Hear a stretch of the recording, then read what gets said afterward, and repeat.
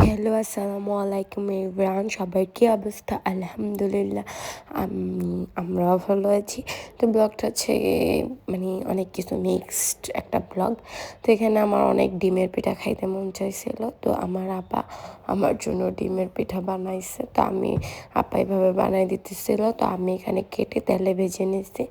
এত মজা হয়েছিল, ফুলা ফুলা একদম আমি যেরকম চাইছিলাম। অনেক দিন ধরে আমার ডিমের পিঠা খাইতে মন চাইতেছিল। যাক আলহামদুলিল্লাহ খাইলাম আমরা গরম গরমে। দেন আমি এখানে নিজে নাগরস বানাইছি। তারপর আমি আবার মোমো বানাইছিলাম অনেকগুলো আরও। তো আর একটু ফিলিং রয়ে গেছে, তো আমি কটা অন্থনও বানাইছি। তো আজকে রাত্রে একটু থাই স্যুপ খাওয়ার ইচ্ছা হয়েছে। শীতের দিনে গরম গরম থাই স্যুপের মজাই আলাদা। তো এখানে ভাবলাম যে আজকে একটু চাইনিজ ফিউশন করি। তো হঠাৎ রাত্রে 11টা বাজে বললাম যে যেহেতু অন্থন দিয়ে স্যুপ খাবোই, এখান দিয়ে একটু নুডলস টুডলস করি।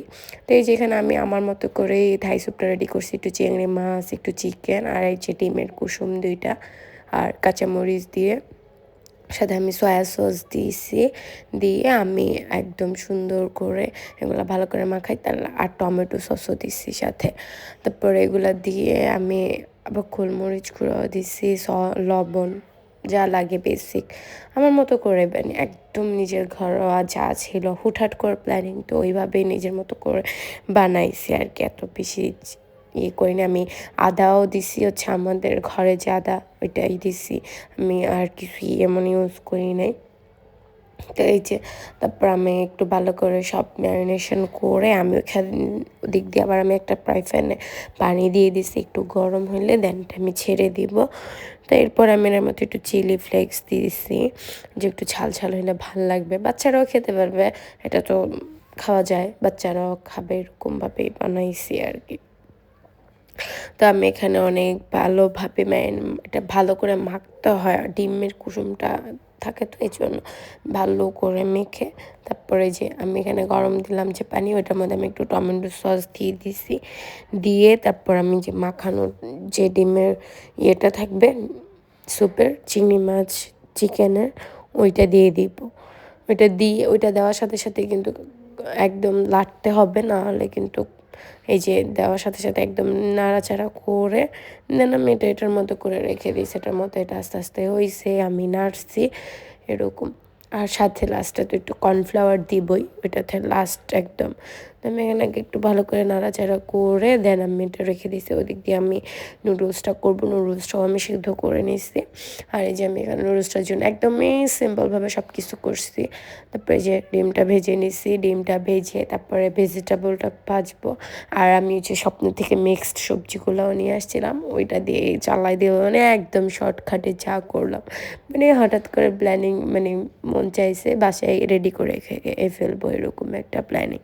তো এই যে আমি পেঁয়াজ কুচি এখানে দিছি, যেহেতু আমার খাবারগুলো আমার বাচ্চারাও খায়, আমি রান্না করি, তো ওগুলো একটু মধ্যেই রান্না করতে হয় যেন বাচ্চাদেরও কষ্ট না হয় এরকম। তো আমি এই যে এর মধ্যে পর আমি সবজিগুলো দিয়ে দিব, সবজিগুলো দিয়ে তারপর আমি একটু সয়া সস দিয়ে দিব, সয়া সস দিব, সল্ট দিব, আর আর যেটা নুডলসের যে মশলা ছিল ওইটাই দিয়েছি একদম সিম্পলভাবে। আর লাস্টে একটু টমেটো সসও অ্যাড করছি, দিয়ে দেন ভালো করে মানে এটারে সবজিটাকে একটু মানে সিদ্ধ হইতে দিচ্ছি।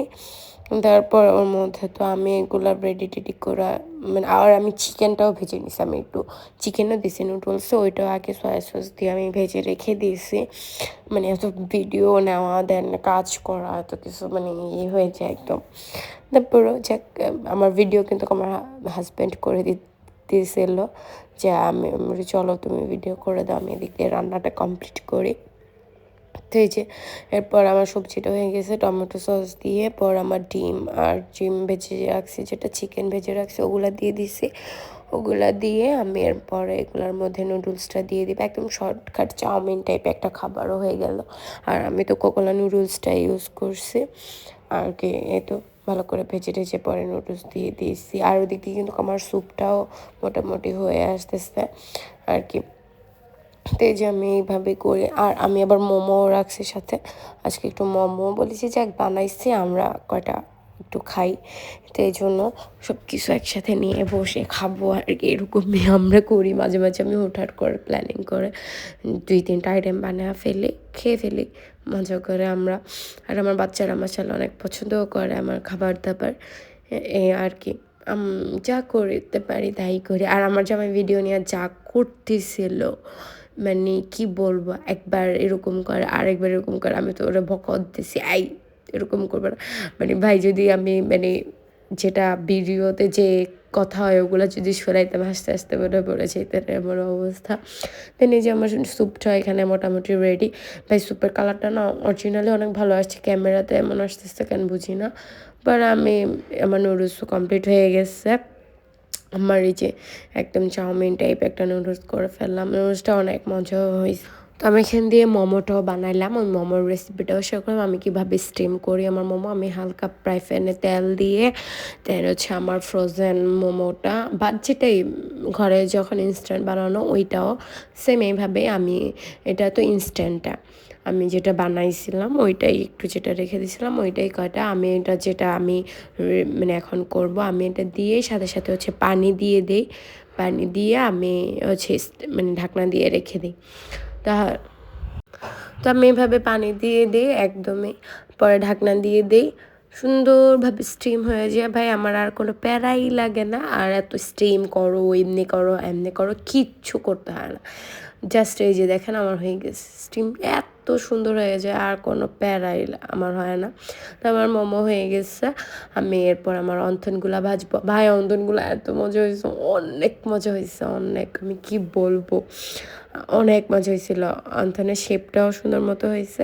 অন্থনগুলো ভেজে পরে আমরা বলি চলো চলো আমরা খেতে যাই। আমার তো গরম গরম এগুলা দেখে খাইতে মন চাইছে। এই যে আমাদের আজকের খাবার, এই যে আমার চাউমিন টাইপ, তারপরে হচ্ছে এই যে আমাদের স্যুপ, এই যে অন্থনটা, আর এটা হচ্ছে মোমো ছিল। আর সস তো আমি এগুলো ঘরে বানায় রাখি, যখন হয় লাগে তখন গরম করে আমরা খেয়ে ফেলি। এই যে আমার স্যুপটাও অনেক মজা হয়েছিল, অনেক মজা হয়েছিল। তো আমি তো এগুলো করে পরে আমরা খাচ্ছিলাম। আমি হুড থেকে রিভিউ নিতেছি কেমন হয়েছে, ওর বলছে অনেক মজা হয়েছে। মাহাবীরও বলতেছে যে অনেক মজা হয়েছে। এই যে বাচ্চাদের জন্যই করা, বাচ্চারা বললে মনটাই শান্তি চলে আসে। তো আজকে এই পর্যন্তই, সবাই ভালো থাকবেন, আল্লাহ হাফেজ।